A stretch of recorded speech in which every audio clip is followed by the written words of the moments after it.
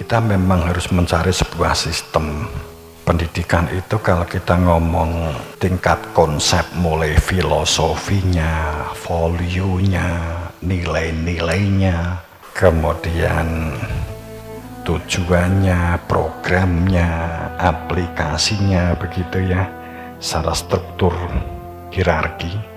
Tapi yang jelas bahwa pendidikan itu sebuah proses untuk membentuk kemampuan berpikir akademik, kemampuan berpikir kritis, tapi bukan dalam pengertian suka ngelok, enggak. Kritis itu kemampuan muhasabah, kemampuan koreksi, kemampuan membaca analitik, hipotesa, kan gitu ya memang.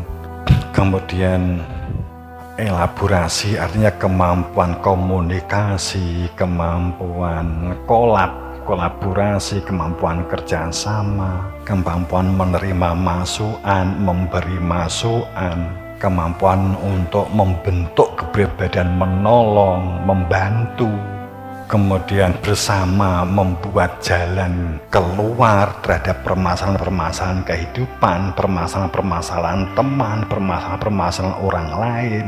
Pendidikan itu adalah posisinya di sini membangun sebuah bagaimana membuat kenangan. Kalau yang kita ngomong formal, membuat satu kenangan bahwa pada saat peserta didik berada di lingkungan pendidikan ini, itu adalah ada pengalaman membantu, ada pengalaman sinergi, ada pengalaman memberi pendapat, ada pengalaman meminta pendapat, ada pengalaman bagaimana berlaku jujur, menerima masukan, bagaimana musyawarah, bagaimana komunikasi yang baik, bagaimana musyawarah yang saling mendukung, yang akan membentuk satu solusi, yang akan membangun satu kerjasama. Kenangan ini sekaligus membuat satu kekayaan pengalaman, membuat program scheduling bersama, membuat langkah-langkah program bersama, bagaimana anak-anak itu untuk memiliki pengalaman ini. Sehingga pendidikan sudah tidak lagi zamannya bahwa guru itu adalah sumber utama belajar, tapi guru itu adalah fasilitator atau media untuk menunjukkan cara belajar, sehingga anak-anak atau siswa itu mestinya diberi pembelajaran cara mencatat yang baik, metode mencatat yang baik, cara mind mapping yang baik, cara mengidentifikasi ranah berpikir dengan mind mapping yang baik, dengan metode-metode cara catat mencatat yang ada 7 pola itu. Ini sistem karcas, sistem lemcas, lembar catatan studi, sistem kartu catatan studi, dan seterusnya. Ini kan pola-pola atau sistem pembelajaran yang diperlukan dalam membentuk kepribadian siswa. Ini kan sudah operasional. Karena pendidikan tidak sekedar untuk menjadi pintar, tapi bagaimana menjadi cerdas dan solutif. Wong pinter wis akeh banget. Jamaah rahimakumullah, sangat urgent kita membangun bersama pendidikan yang membangun fakta kehidupan dan memproyeksikan kehidupan di masa depan kepada generasi dan keberlangsungan generasi ke generasi. Karena kita gak bisa mengeluh jika ada kehancuran di generasi.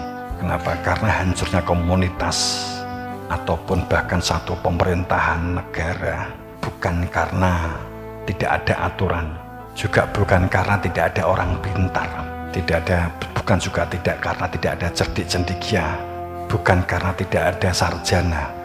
Fakta sejarah jika diulik dari berbagai sumber, karena moral mental yang merusak jiwa, merusak pikiran, merusak karakter, mental culas, mental curang, mental licik, mental ego, mental korupsi. Ini yang menjadi gara luar biasa di kita. Kalau kita itu sepertinya korupsi kan sudah memang pendidikan sejak di awal kan memang di mental berebut kekuasaan. Seperti demokrasi. Demokrasi itu apa toh? Demokrasi itu mewadahi orang-orang atau sekelompok orang-orang yang ingin berebut kekuasaan. Jadi demokrasi itu wadahnya orang yang berebut kekuasaan, dikemas dengan cantik dan indah dengan bahasa demokrasi. Gue pengen jadi bupati, pengen jadi lurah, pengen jadi camat, pengen jadi gubernur, pengen jadi presiden. Semuanya supaya punya hak yang sama dalam memperebutkan kursi, supaya tidak tukaran, dikemas dengan cantik binti Jamal, yang gitu kan. Kemudian dibuatlah kemasan, kita membuat kesepakatan demokrasi. Itulah kelompok orang-orang berebut kekuasaan. Kayaknya begitu. Setuju? Setuju nek dicekel bareng-bareng.